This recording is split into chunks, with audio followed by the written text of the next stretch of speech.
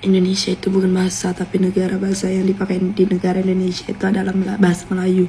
Oke, halo Historikul, kembali di channel Historikul ya. Kali ini saya akan mereaksi sebuah video dari Atanua Media tentang warga Malaysia yang kepanasan ya karena bahasa Indonesia dijadikan bahasa UNESCO, sehingga mereka membuat narasi-narasi seperti Indonesia itu bukan bahasa tetapi Indonesia itu adalah negara, kalau bahasanya tetap Melayu dan sebagainya ya. Padahal mereka sendiri itu di Malaysia malah menggunakan bahasa Inggris. Seperti apa video kegalauan masyarakat Malaysia, teman-teman? Langsung kita reaction berikut.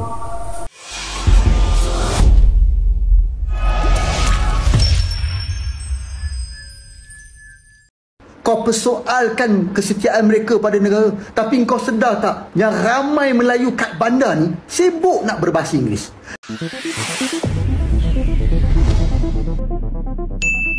Assalamualaikum warahmatullahi wabarakatuh. Salam sehat dan salam jumpa kembali dengan kami di channel ini. Ya, ada salah satu postingan warganet negara tetangga yang masih sibuk dengan bahasa Indonesia dengan mengangkat berbagai topik, entah itu ada hubungan atau tidak. Dan salah satunya ada yang mengatakan bahwa Indonesia itu bukan bahasa tetapi negara. Bahasa yang dipakai di negara Indonesia adalah bahasa Melayu. Indonesia itu bukan bahasa, tapi negara. Bahasa yang dipakai di negara Indonesia itu adalah bahasa Melayu. Ya, semenjak bahasa Indonesia ditetapkan sebagai bahasa resmi UNESCO, sepertinya warganet tetangga belum bisa menerima fakta bahwa bahasa Indonesia telah mendunia. Apalagi sebelumnya sudah menggaungkan bahwa bahasa Melayu adalah bahasa kelima terbesar di dunia dengan jumlah penuturnya mencapai 300 juta. Adalah sebahagian netizen ni kurang berpuas hati sebab masing-masing nak pertahankan bahasa negara sendiri. Geng, korang tahu tak sebenarnya berdasarkan Astro Awani pada tahun 2014, bahasa Malaysia diangkat sebagai bahasa kelima terbesar di dunia. Mungkin dengan mendompleng bahasa Indonesia, maka semuanya diakuisisi sebagai bahasa Melayu. Namun faktanya di dalam negeri sedang mengalami krisis kebahasaan dan kemudian menyalahkan kaum lain yang tidak pandai berbahasa Melayu. Kau acah-acah paksa orang Cina dan India cakap Melayu. Kau persoalkan kesetiaan mereka pada negara, tapi kau sedar tak yang ramai Melayu kat bandar ni sibuk nak berbahasa Inggeris. Kau sedar tak yang ramai ibu bapa Melayu hari ni sibuk berdaddy mami bagai dengan anak-anak, siap bagi nama anak nama bahasa Inggeris lagi tu, baby girl.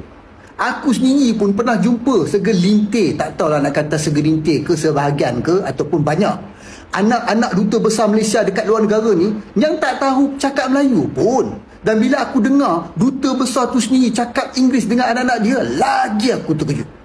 Apa? Engkau ingat ahli politik elit Melayu macam UMNO dan Bersatu tu cakap Melayu ke dengan anak-anak dia orang kat rumah? Kasih cek sikit, lepas tu bagi tahu aku. Cuba kau telefon hotel-hotel yang ada dekat Malaysia ni. Dia jawab dalam bahasa apa? Melayu ke Inggeris?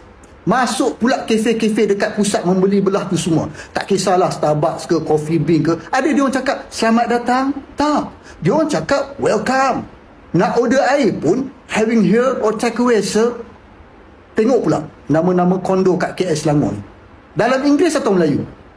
Tu yang suruh belajar matematik dan sains dalam Inggeris pun pemimpin Melayu. Bila masuk hari raya, berpusu-pusu pakai kurta, jubah bagai. Kenapa tak pakai baju Melayu? Podah. Kau punya kaum sendiri tak nak martabatkan bahasa dan budaya Melayu, ada hati nak persoalkan kaum Cina dan India. Bila pergi ke kampung-kampung, jumpa orang Melayu, laungkan slogan ketuanan Melayu, martabatkan bahasa Melayu bagai. Bila sampai ke bandar, jadi Mat Saleh terus repost video ni supaya semua orang tahu betapa hipokritnya pemimpin Melayu dan geng-geng elit Melayu ni semua. Oke, dari fakta tersebut sebenarnya negara tetangga ini mengalami krisis kebahasaan yang berujung pada krisis identitas nasionalismenya. Biar semua orang tahu apa masalah utama kita. Kita yang paling teruk, kita bercakap, kita merancukan bahasa. Berlaku kerancuan bahasa yang ketara. Maksud rancu ialah campur aduk bahasa yang tidak seharusnya berlaku. Yang paling teruk, perkataan bahasa Inggeris ya menerima imbuhan bahasa Melayu. Ya, kita cuba linkkan, kita cuba konekkan dari mana datangnya ilmu bahasa ini. Inilah pendusta-pendusta bahasa. Inilah penderhaka-penderhaka bahasa yang kita telah lahirkan dalam sistem pendidikan kebangsaan kita selama 60 tahun kemerdekaan. Mana erti kemerdekaan? Ini satu bentuk penjajahan dalam bentuk pemikiran yang akan merosakkan anak bangsa dan warisan negara. Sebab kita telah melalui satu proses yang cukup baik, proses yang mendidik kita supaya memartabatkan dan mendaulatkan bahasa Melayu.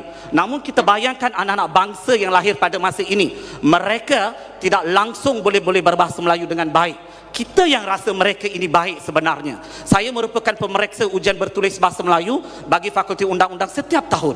Jarang sekali pelajar mendapat markah penuh dalam penulisan bahasa Melayu kerana kesalahan tata bahasa ketara, penggunaan bahasa, istilah-istilah bahasa Melayu, perkataan-perkataan bahasa Melayu rata-ratanya terjemah langsung daripada bahasa Inggeris.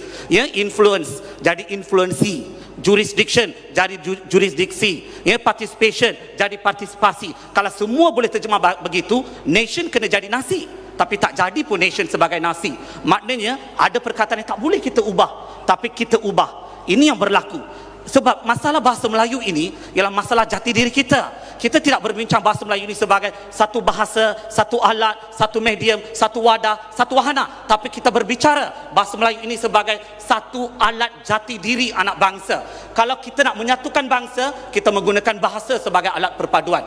Saya daripada sekolah kebangsaan, saya orang Felda. Saya fasih berbahasa Melayu kerana bahasa Melayu adalah bahasa kebangsaan saya. Di rumah saya menggunakan bahasa ibunda, bahasa Tamil. Di rumah saya menggunakan bahasa Tamil, anak-anak saya fasih berbahasa Melayu. Bagi saya ini paling penting. Kalau kita bangga kita boleh bercakap bahasa Inggeris dengan baik, kita sepatutnya malu dan hina kerana tak boleh bercakap bahasa Melayu dengan baik. Minta maaf. Kita yang bangga anak saya boleh bercakap bahasa Inggeris dengan baik. Bangga, ya. Bolehkah bercakap bahasa Melayu dengan baik? Jika tidak, sepatutnya buang negara bagi saya. Minta maaf. So bahasa Melayu bahasa kebangsaan. Orang Malaysia sepatutnya boleh bertutur bahasa Melayu dengan baik. Kalau tak boleh bertutur, sepatutnya kalau saya yang ada kuasa, saya bagi tempoh 6 bulan. Cuba fasih berbahasa Melayu. Tak boleh, buang negara. Mudah. Kita nak orang yang ada jati diri kebangsaan supaya negara ini dibangunkannya. Kita bangunkan negara ini dengan asas kebangsaan, ada jati dirinya. Salah satu aspek yang paling penting dalam jati diri ialah bahasa kebangsaan. Orang akan tak suka aku bila aku bercakap hal ni, tapi ini adalah fakta yang kita kena hadap. Tengok video ni dulu. Benda pas, jadi tak boleh salah kita. Jadi mesti ya betul. Jadi kalau kita pakar tu dah 66 tahun kita merdeka, tapi masih ada lagi mereka yang tergagap-gagap bertutur dalam bahasa kebangsaan. Apa dah jadi sebenarnya ni? Ini dah tergagap-gagap nak cakap macam tu, mesti timbul persoalan di fikiran kita. Jadi betul ke rakyat Malaysia? Tantah dia ni warga asing kot. Kalau korang tengok video tadi pun, korang rasa okey, itu hak korang lah.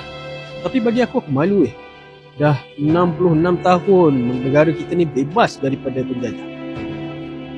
Korang buat apa? Susah sangat ke nak belajar cakap bahasa kebangsaan, bahasa tanah air kita ni? Ada aku pernah dengar orang Bangladesh, orang Pakistan datang ke Malaysia ni 3 minggu je dah boleh bercakap bahasa Melayu. 3 bulan ke atas dah fasih dah. Siap ada yang boleh bercakap ikut logat negeri lagi. Orang yang tergagap cakap BM tu tahu nyanyi lagu negara tu tak?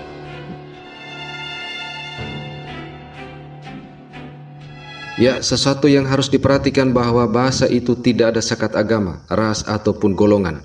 Bahasa adalah sesuatu yang universal dan ia akan berkembang kemana saja seiring hubungan antar manusia dan sesuai perkembangan zaman. Sehingga sebagaimana yang kami sebutkan di atas, Indonesia lebih Melayu dari Melayunya negara seberang. Namun Indonesia tidak ingin mengukuhkan budaya dan peradaban hanya dari satu kaum yang ada di Indonesia. Karena negara Indonesia adalah negara yang berbineka, negara yang beraneka ragam tidak hanya dari bahasa, namun juga suku, agama, ras, dan golongan. Sehingga lebih menonjolkan nasionalisme ketimbang sisi perkauman. Oke, demikian sekilas video ini. Wassalamualaikum warahmatullahi wabarakatuh.